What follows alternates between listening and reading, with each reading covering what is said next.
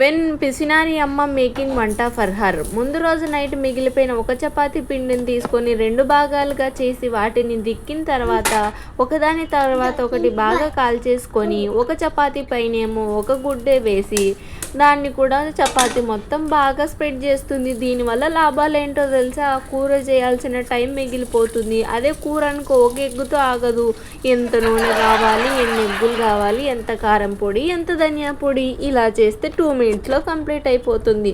దానిపైననే కొంచెం ఉప్పు, కొంచెం కారం, కొంచెం ధనియా పొడి వేసేసుకుంది అనమాట. ఇంకా దీనిపైన ముందుగా కాల్చిన చపాతీ ఉంటుంది కదా, అది పెట్టి బాగా చేత్తో అది మేసి బాగా కాల్చేసుకుంది. ఇంక ఇప్పుడు కొంచెం ఎక్స్ట్రా టేస్ట్ కోసం పాపం ధైర్యం చేసి కొంచెం మయోనీసు అలాగే టొమాటో సాస్ వేసుకుంది అనమాట. వెజిటేబుల్స్ వేసుకుంటే ఇంకా టేస్టీ ఉంటుందంట, కానీ ఇంకా అవి కూడా వేస్ట్ అవుతాయిలే, వద్దు నాకు ఇదే చాలని చెప్పేసి ఆ మాత్రం వేసుకొని రౌండ్ రౌండ్ రౌండ్ వేసుకొని తినేసి